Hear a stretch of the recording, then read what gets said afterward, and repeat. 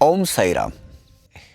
गोविंद रघुनाथ दाभोळकर अर्थात आदरणीय, वंदनीय, पूजनीय श्री हेमाडपंत जी, इन्होंने जो महान लेखन कार्य करके रखा है उसमें प्रायः श्री साई सच्चरित,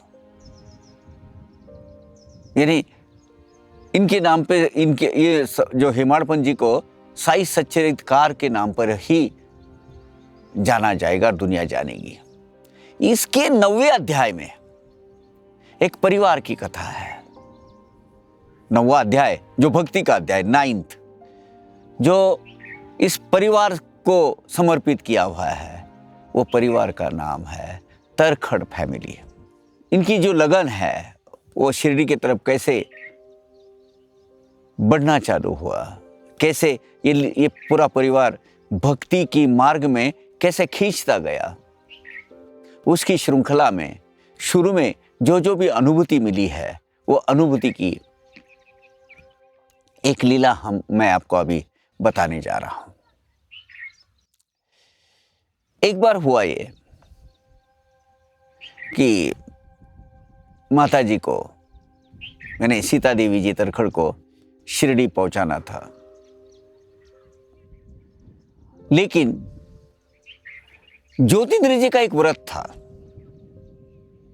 सवेरे अपना सब वो खाना पीना तैयार हुआ, तब पहले नैवेद्य देना है बाबा को, और बाबा को नैवेद्य देकर ही आगे की पूरी डेली रूटीन, उनका जो दिनचर्या है, दिनक्रम है, वो दिनक्रम के काम को लगना है। बाबा को भोग देने के सिवाय ज्योतिन्द्र जी खाना नहीं खाते थे। घर को किसी को भी वो एक मानो एक रीत बन गई थी घर में। तो अभी कौन जाए माता जी को छोड़ने के लिए, तो ये थोड़े से रिजर्व थे जाने के लिए, मतलब इतने ही नहीं। किस लिए? अब लोग क्या करते हैं, लोग हंसी खुशी वहां शिरडी में, अरे मौका मिल रहा है चलिए। लेकिन इनकी समस्या अलग थी ज्योतिन्द्र जी की। बोले अगर मैं जाऊं तो मेरा ये जो व्रत है, मेरी जो दिन की शुरुआत जो बाबा को भोग चढ़ाने से होती है, उसमें बाधा आ जाएगी। अब देखिए, बाबा प्रत्यक्ष रूप में शिरडी में है, उनके दर्शन का मौका मिल रहा है, लेकिन बाबा जो छवि के रूप में, प्रतिमा के रूप में हमारे घर में बैठे हैं, उनका जो व्रत हमने लिया हुआ है उसमें बाधा नहीं आनी चाहिए।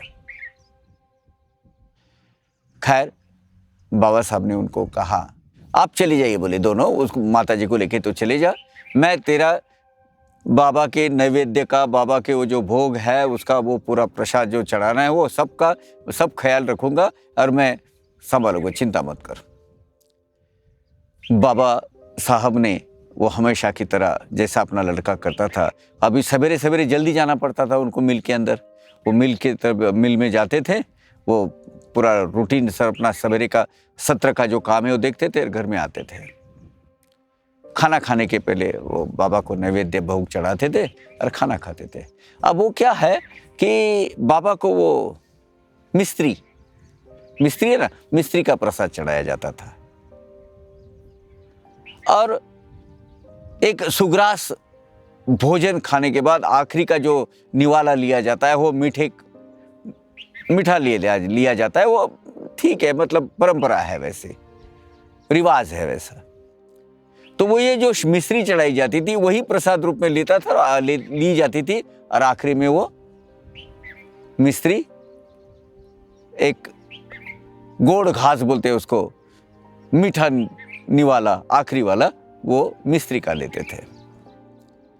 4-5 दिन तक तो ये अच्छा बराबर रेगुलर हुआ, लेकिन काम के रोजमर्रा के सिलसिले में, थोड़ी सी प्री ऑक्यूपेशन में, या माइंड इंस्टेबल हो या डाइवर्ट हो, वो एक दिन आए, भगवान को भोग चढ़ाना रह गया, खाना खाना चालू किए, आखिरी जो निवाला लेना था मिस्त्री का, तब उनको याद आया, अरे मैं भगवान को भोग चढ़ाना रह गया, मेरा बहुत बड़ा पाप हो गया, मेरे से बहुत बड़ी भूल हो गई है, अब क्या करें।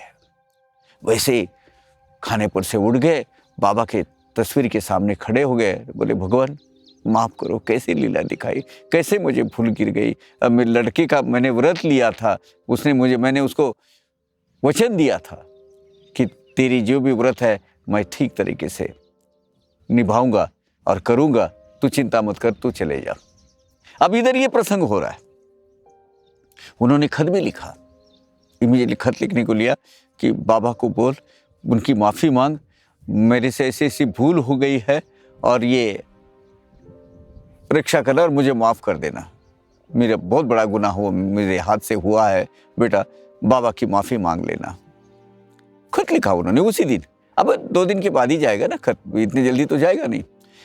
जिस वक्त ये घटना घटित हुई तब इधर शिरडी में, अब बंबई और शिरडी में कई 100 किलोमीटर का फासला है, मतलब 300 400 500 300 तो के ऊपर है।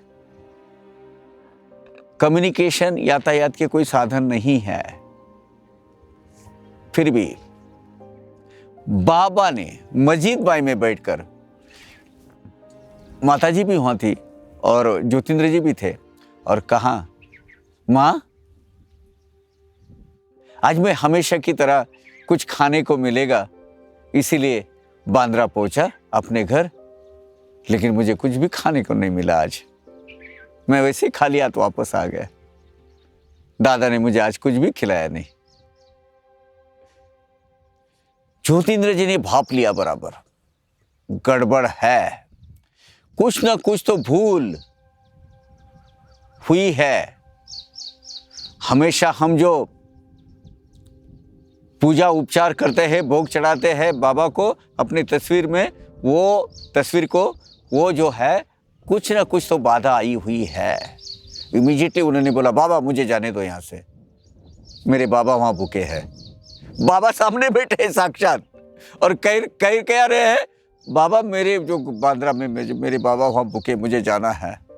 कुछ ना कुछ तो हो गई है, भूल हो गई है। अरे नहीं बोले, होता है ऐसा, कोई तकलीफ नहीं है, तू बैठ जा इधर, ठीक है। इमीडिएटली उन्होंने खत लिखा अपने पिताजी को। बाबा ने ऐसा ऐसा कहा है कि मैं हमेशा की तरह बांद्रा में कुछ खाने को मिलेगा इस अपेक्षा से गया, लेकिन मेरे लिए बहू ने कुछ भी नहीं रखा था वहाँ, मेरे दादा ने मुझे कुछ भी नहीं रखा था, मैं वैसे ही खाली वापस आ गया। ऐसा कहा है। क्या हो गया? कुछ भूल तो नहीं हुआ आपसे? बाबा को भोग चढ़ाने का भूल गए क्या? ऐसा उन्होंने क्या क्या वो खत लिखा। शिरडी से लड़के ने खत लिखा बंबई के लिए, बंबई ने पिताजी ने खत लिखा लड़के के लिए शिरडी में। दोनों के खत 1-2 दिन में एक दूसरे को मिले।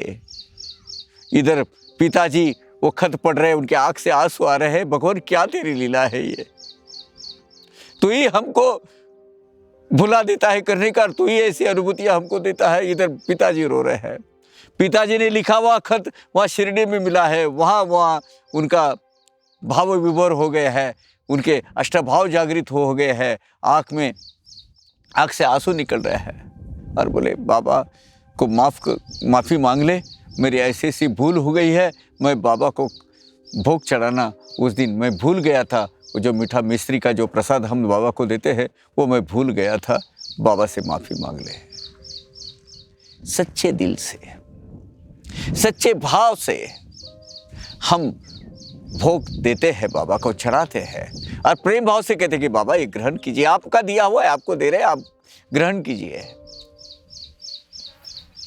बाबा कौन से रूप में आते हैं, किसी न किसी जीव मात्र के रूप में आते हैं, अदृश्य रूप में आते हैं, लेकिन आपके प्रसाद का स्वीकार करते हैं। हम तो सिर्फ महज एक उपचार करते हैं घर में। देखिए ना, जब भी खाना बनाओ जब होता है, भगवान को प्रसाद बताया क्या, दिखाया क्या? खाने के लिए नहीं देते, परोसते नहीं है, बोलते दिखाया क्या।